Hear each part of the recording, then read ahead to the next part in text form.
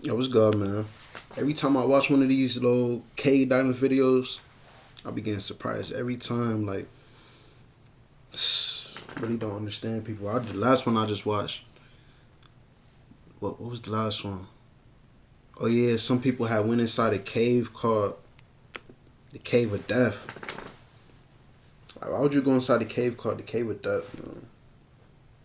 Let's see what this one talking about. The most dangerous dive site in Texas gone wrong.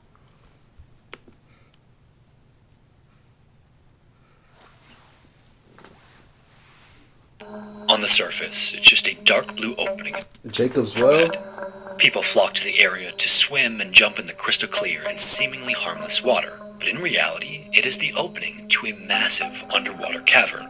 It's considered to not only be one of the most dangerous in Texas, but one of the most dangerous on Earth. Word? In this video, we're going to go over some of the horrifying incidents that have taken place here. As always, viewer discretion is advised.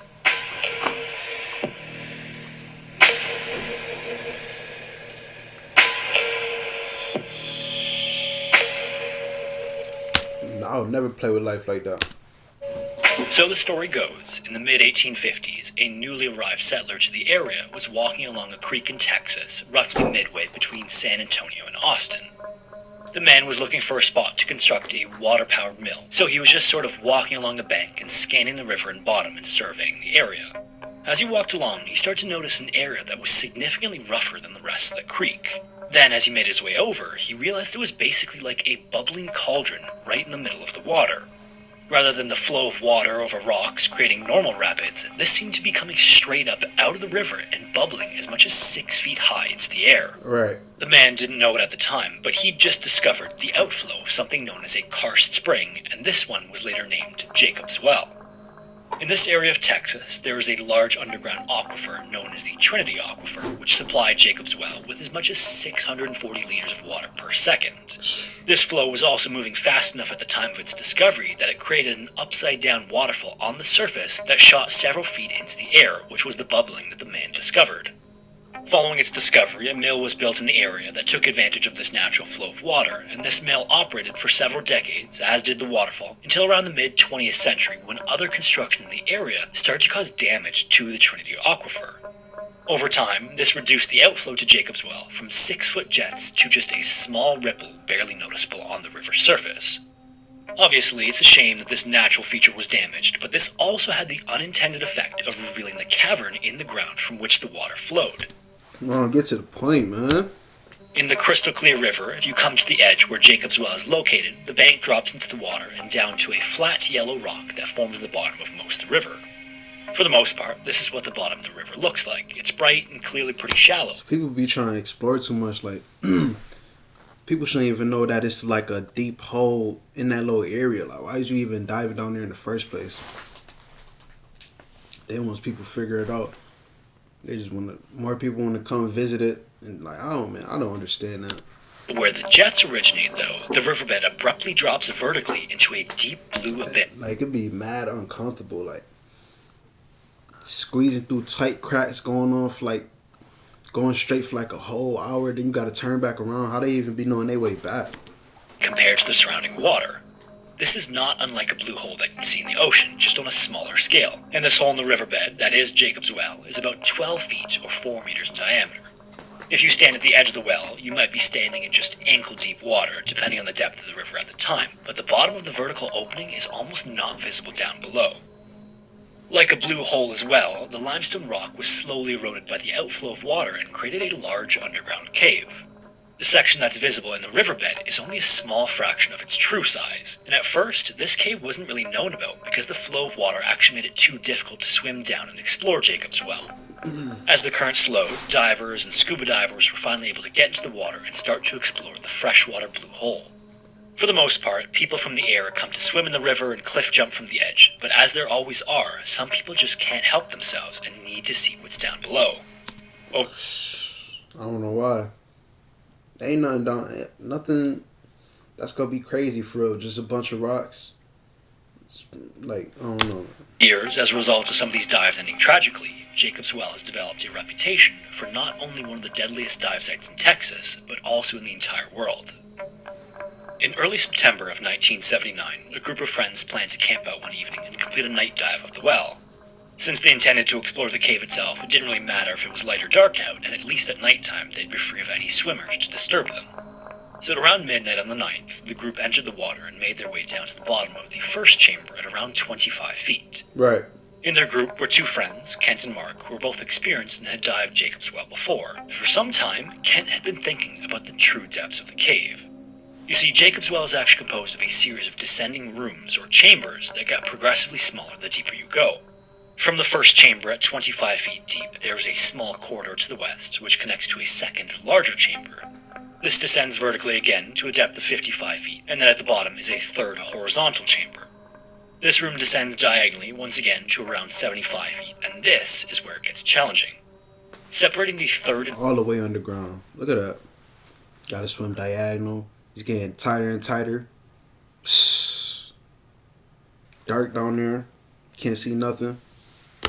fourth chambers is just a narrow opening that you actually have to remove your tanks to get through. You gotta remove your oxygen tank just to fit through the hole. Like, you gotta do all that. It's really not worth it. At They should have turned back around at this point. the time, Kent had heard conflicting accounts of what was beyond this small opening. Some people said it was just a dead end, and others said it opened up to another large chamber. He also knew that at least 4 divers hadn't returned after trying to explore this second. And then you feeling extra brave, huh?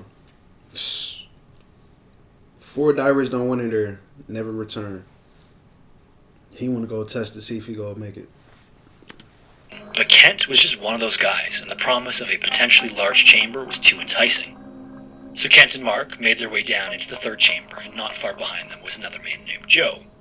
Eventually, Joe could see that off in front of him, Kent and Mark were inspecting the small opening to the fourth chamber, and without hesitation, and to Joe's horror, they started pulling their tanks off and backing into the opening. Even crazier, they didn't have backup lights or a safety line, and it was Y'all tripping. They going there. They moving a little too loose. Like, this is not something normal. Like, if you go do this, come with the right equipment, the right amount of backup and all that. Like, no. Like, what if your flashlight go out? You got me in the complete dirt. Ain't no light down there. All the way underground. What he said? He said they only bought one flashlight. And what else? fourth chamber, and without hesitation, and to Joe's horror, they started pulling their tanks off and backing into the opening. Even crazier, they didn't have backup lights or a safety line, and it wasn't even clear. Oh yeah, they wildin'. They don't got no safety line. That should be if you cave whatever dive caver is. That should be the main thing you have, a safety line. See, they out here thinking they got all the experience. Like, man, it do not matter. You underwater, like, playing with that water. You don't know what's gonna happen. Think everything gonna be good. Next thing you know, everything turns. Plan was because no one had discussed doing this. It's not even clear if this had been Kent's plan all along, or if he'd made the decision impulsively after seeing the squeeze. Either way, by the time Joe made his way over, all he saw was Mark's light disappearing into the darkness. Joe Do it in the pitch black. flashed his light back and forth to signal them, but Mark didn't even look up before he was out of view. Sitting there stunned, Joe knew that both of them were wearing steel tanks that had less air capacity than the aluminum one he was wearing. They were also traveling deeper in, meaning that the rate that they'd be consuming air would be quicker. So soon enough, he checked his gauges and realized that if he was low on air, their situation would be much, much worse. In a last effort, he banged on his tanks with the back of his dive knife to try to signal them, and then, before he was too low on air, he grabbed his light and dropped it into the narrow opening to the fourth chamber, hoping that it would help them find their way back. With that, he turned around and made his way to the surface, not knowing whether they were alive or dead. This was unfortunately made clear to him as he sat on the water's edge, pulling off his gear, when the water turned a deep, murky brown. This meant that either they were panicked and kicking up massive amounts of silt, or there had been a cave-in or a gravel slide. They probably down there panicking. Man, that's what I'm saying. If he would have had a safety, like, he don't got no safety line, dude, in the pitch black. Now you stuck. It's over now. You in the pitch black. All the way underground. In the water. Low on air. Losing air quicker. Did you know all that? Like, I wonder if he gotta know that if he experienced, like, the lower you go, the more you consume air, like. Either way, Joe was pretty sure that Kent and Mark wouldn't be coming back. Several hours later, rescuers were on. Are you going to let the greedy heating companies and their crazy high prices decide if Getting hit by these family is allowed to stay warm this winter? Here, former NASA engineer. That's another thing too. Like, Several people gotta come and help him. He talking about several hours later. They probably hours stuck down there. They talking about his he running out of oxygen quicker. Like, I don't even know how long them tanks last. Like, how long it even took him to get down there? A whole hour? He probably got, man. later, rescuers were on the scene and preparing to perform a body recovery. Even by the time they'd arrived, the remaining group members had been in and out of the water, searching desperately for the two men. And by then, they were all exhausted and in shock, and they still hadn't seen any sign of Kent or Mark. As the recovery team stood at the water's edge, they contemplated going in right away or waiting until morning. From what they were told by Joe and the others, it did. What they talking, man? Talking, going right away. Like, what you mean wait till the morning? You already been hours. Like, if you wait till the morning, they for sure go be like, come on now, they underwater with tanks. They don't got that much oxygen to last hours. Like, going right now. Seemed like it would be that difficult to rescue, and it would be dark in the cave whether it was morning or night. But the man in charge of the rescue, Don Dibble, was still unsure of the condition, so he sent down 2 divers to assess and see if they could even locate the bodies. What they found... Oh, he talking about locating the body. Oh, they think they dead already. Not only could they not find them, but that the opening to the 4th chamber was almost completely closed off by gravel. They eventually returned to the surface. Yeah, it's over. Whole entrance closed off. So that basically, damn. So that basically mean like even if they like came back and swam towards the right direction, they wouldn't even see the light no more. It would be just completely back. They wouldn't even know. Whole entrance blocked off. And told Don about how bad it was, and that's when he made the decision to wait until the following day to have a bigger crew and better equipment. At around 10 a.m., they were back on the scene with a full team, and pretty quickly, divers were in the water with trowels, attempting to clear some of the gravel and widen the opening. Unfortunately, this seemed to do almost the exact opposite. With every push, more gravel seemed to slide in and take the place of any pushed away. After several hours of little progress, Don decided to go down for himself and see if he had any better ideas. On his way down, he dropped a spare tank at the bottom of the 1st chamber, then at 75 feet at the bottom of the 3rd, while also running a safety line the entire way. Then, as he swam horizontally across the 3rd chamber, he and the other diver he was with scanned the ceiling in case the bodies had floated upward. Finally, they made it to the entrance of the 4th chamber, which was in fact covered by a large pile of gravel. He then checked his pressure gauge and saw that he had about 10 minutes of air left, so he decided to see if he could take a look into the 4th chamber and see anything. He then grabbed his safety line and held onto it as he sort of wedged his head and shoulders into the crevice. Unfortunately, he couldn't really see much other than the occasional piece of gravel kicked up by the water current. And right as he realized what he was seeing, he had a split second of panic as he realized that the current and his body could dislodge this large mass of gravel. And basically right as the thought went through his head, his torso and arms were pinned in place. In just a second, the entire area was completely silted out, and his arms were so stuck that he couldn't grab his safety line. He also couldn't signal to the diver who'd come in with him, nor could the other diver see in all of the silt. Oh, wait, hold on. I gotta hear that part again, my bad. That happened kind of quick. As he into the crevice, grabbed his air left, so he decided to see if he could take a look into the 4th chamber and see anything. He then grabbed his safety line. Realized what he was seeing, he had a split second of panic as he realized that the current and his body could dislodge this large mass of gravel. And basically right as the thought went through his head, his torso and arms were pinned in place. Stop. In just a second, the entire area was completely silted out, and his arms were so stuck that he couldn't grab his safety line. He also couldn't signal to the diver who'd come in with him, nor could the other diver see in all of the silt. Don, being the expert that he was able to stay calm, but he could feel his breathing rate increase as he exerted more and more energy trying to free his body from the gravel. Then, horrifyingly, he took a breath and no air came through his regulator. Oh, no. He pulled again and nothing, and then water started to enter his mouth.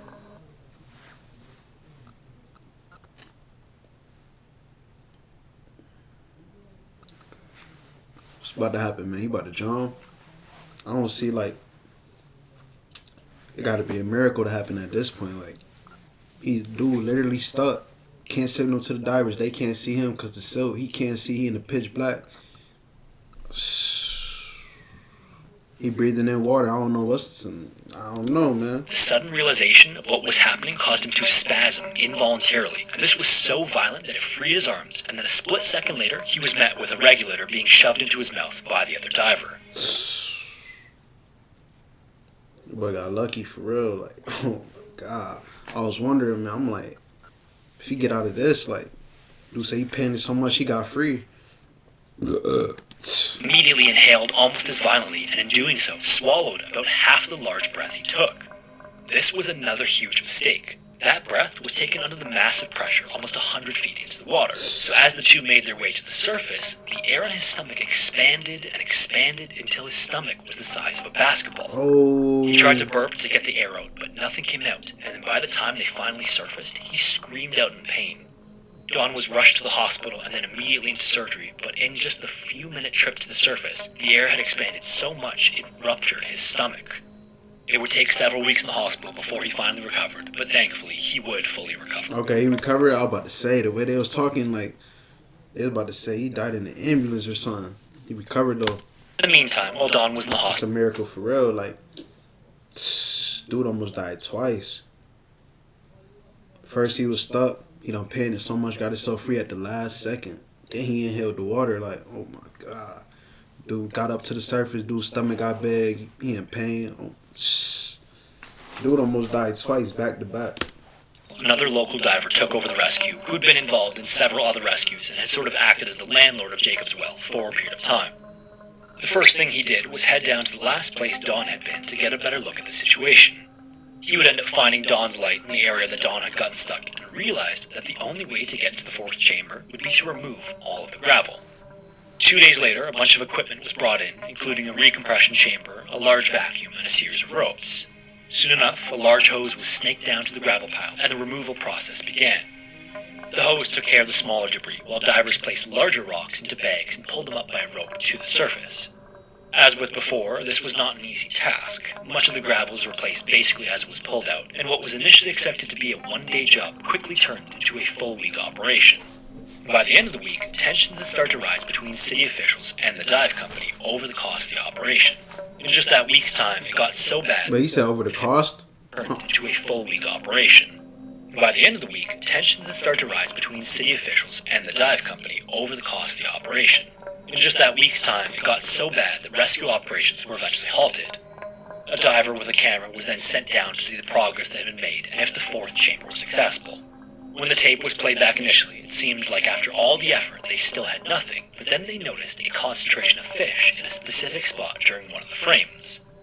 After watching it back several times, they were able to make out a tank valve and a regulator, which they thought belonged to either Kent or Mark.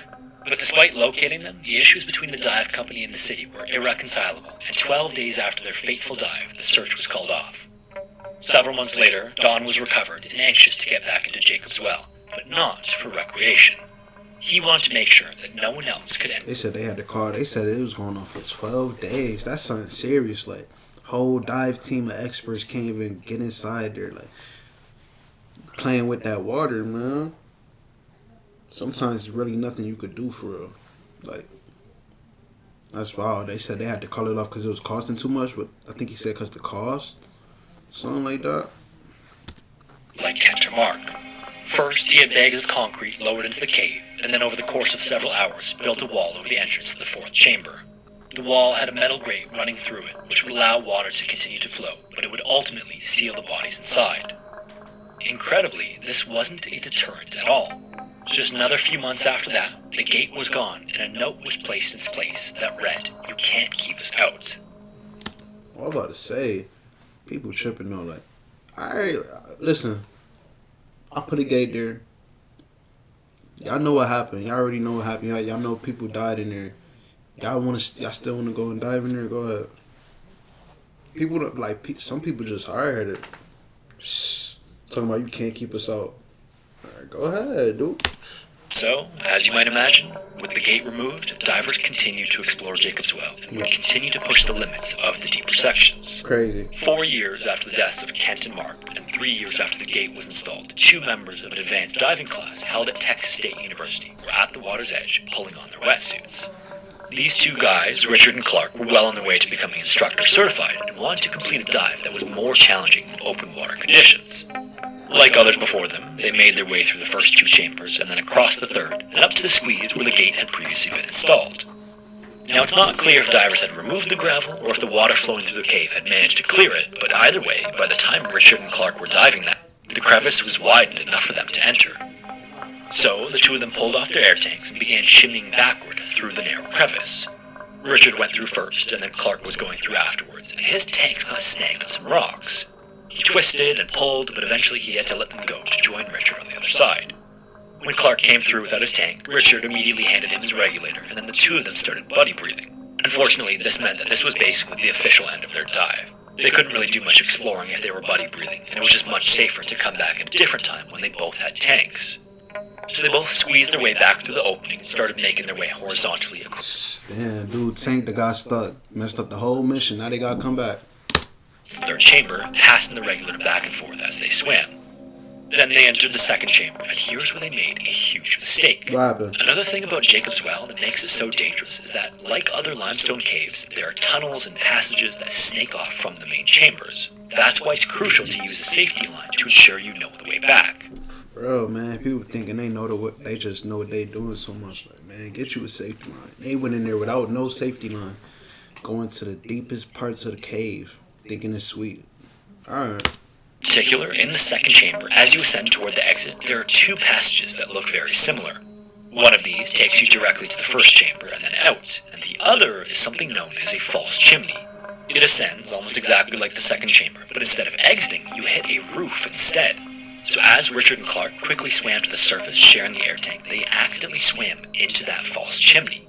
Soon enough, they were butting up against the ceiling of the passage, wondering where the exit was. As they felt around for an exit, not realizing what they had done, and like Don Dibble a few years prior, all of a sudden, pulling air through the regulator felt like pulling air through a straw. It's over, man. It's over. Now they don't got no oxygen. Dude lost his tank, but they still buddy breathing? Horrifyingly, their only air tank had just run out, still several dozen feet from the surface. Without thinking, Clark just started swimming hard back in the direction they came from, around the bend, into the second chamber, into the first chamber, and then his head shot up through the surface as he gasped for air. Then he spun around and looked back and forth and realized that Richard wasn't with him. Wow. It was nothing he could really do, though. Like, dude can't breathe. That was the smart decision. They should have been to that. Turn back, like, as soon as he figured out, oh, this the wrong, I went through the wrong crack. Turn back around, go the way you came. And then, yeah, he did the right thing. I guess, what's his name, Richard? Or whoever was stuck behind. I guess he ain't think the same. Like, it was nothing his homie could do, though. Like, if he ain't get out, they was both gonna die. Can't talk to him, nothing. Then he spun around and looked back and forth and realized that Richard wasn't with him. He sat on the surface, waiting desperately and looking into the water, but within a few minutes, he knew it was too late. Richard's body was later recovered from inside the false chimney by Don Dibble. Wow. Don would even say that this recovery was particularly emotional for him because the 2 of them were students of the advanced diving class he taught. In class, he always emphasized that cave diving and open water diving are different, and this was a perfect example of why that was the case. But, again, despite the numerous tragedies that had taken place at the well, it's crazy, man. I wonder why he didn't just swim back. He probably was panicking or something like that. divers continued to dive deeper and push the limits of what was possible, and a select few individuals would actually make it beyond the legendary fourth chamber.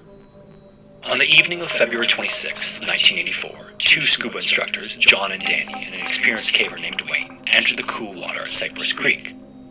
These were experienced and trained individuals, and they had brought all the equipment to make a safe and hopefully groundbreaking attempt. They got through the first chamber and then ran a line from there all the way to the start of the third chamber. They started a new line after that, which went horizontally across the third, halfway into the fourth. Once they were in there, Wayne and John removed their tanks and checked the air pressure, and then Wayne started into the narrow opening of what has come to be known as the fifth chamber. This fifth chamber is even smaller than the fourth and is more like a tunnel than a chamber. It's just 5 feet wide and 2 feet high and requires that you push your tanks out in front of you as you move. 5 feet wide and 2 feet high. Gotta crawl through that whole tank underwater. No space. Don't got enough space to wear the tanks. Gotta push the tanks in front of you. Like, that's too much. That's too much, bro. For what is you trying to see? It's like, God. As he did this, he unspooled a new line as he went, and then John followed in behind him, taking pictures along the way. At the same time, Danny entered the fourth chamber behind them to maintain the lines, as they had discussed prior to entering the cave. He also planned to swim around and explore the fourth chamber and look for a set of tanks left by 2 divers who had drowned back in 1979. Eventually, John and Wayne made it through the fifth and then into the sixth chamber and out of view from Danny. They going to... As far as I can tell, or at least what's available online, this sixth chamber has never been drawn on a map, so it's entirely... And they trying to be the first. You don't know what's in there. Probably as soon as you go in there, it turn dark. Something. Unclear what it looks like or how big it is. In any case, once they were out of view, Danny got to work scanning the fourth chamber and found that it was more like a small room about 8 feet high and 10 feet wide. Incredibly, he would manage to find the tanks, which he quickly tied to a line, and then he also moved toward the fifth chamber to follow the other 2. He pulled his tanks off and squeezed into the narrow passage, but now with the tanks attached to the line, he became acutely aware of just how small the passage was. It was so narrow that he had to stay flat on his stomach, and despite his best efforts, all the movement of him and the tanks was causing visibility to worsen. Then as he continued... Turn back around. Let's turn back around. You're still about to try and push through. Watch. Start to tangle, and Danny started to get a little bit more anxious about the situation he was in. Took a deep breath, grabbed the line, untangled it, and then pushed himself back into the fourth chamber to wait for the 2 men instead. In the sixth chamber, Wayne was extending a 100-foot survey tape to try to measure the dimensions of what was turning out to be a large room. John was still waiting around, taking pictures, but soon visibility started to get bad in that chamber as well. Despite not being able to see, though, John could tell that the sixth chamber was much, much larger. He could easily stand, and he couldn't see how far it extended into the distance. The bottom of it was also muddy instead of rocky like the rest of the cave, making the risk of silting out that much greater. Finally, Wayne came back into view, holding the survey tape, and signaled to him that it was time to go back. So John turned and followed the safety line back into the fifth chamber, and about midway through, came up to a set of tanks that were stuck in the opening. On his way out, Danny had decided to just leave the tanks because they kept getting tangled in the line and caught in the rocks. Then, between John pushing and Danny pulling from the other side, they did manage to dislodge the tanks and then continue on. First through the crevice between the third and fourth, and then at around the start of the third chamber, John met up with Danny where visibility was a little bit better. Suddenly, they realized that Wayne was nowhere to be found. At first, John assumed that maybe he was working with his survey. Wayne was the dude that just went and tried to go into the that one fourth chamber or whatever, but went back, right? I think that's him. We're getting his tanks back on after moving through the fifth chamber. He hadn't signaled anything to the contrary, and up until a few seconds ago, he seemed to be right behind them. So, the 2 of them continued on, thinking that Wayne would just join them shortly afterward, and in the meantime, they could start their decompression stops. Then, about halfway through decompressing, there was still no sign of Wayne, and the 2 of them started to get really worried. At that point, they had basically just enough air to decompress and exit, so there was no way for them to go back and look for Wayne. As they waited, they just stared off into the dark tunnels, hoping to see Wayne's light off in the distance, but tragically, it never came. The 2 men eventually surfaced with no idea what happened. Wayne's body was discovered the following day at the entrance to the fifth chamber. His mask was in place, his tank was by his side, and he was lying directly on top of the safety line. To this day, no one knows exactly what happened in his final moments. Don't know what happened. Down there underground playing, man. Not worth it.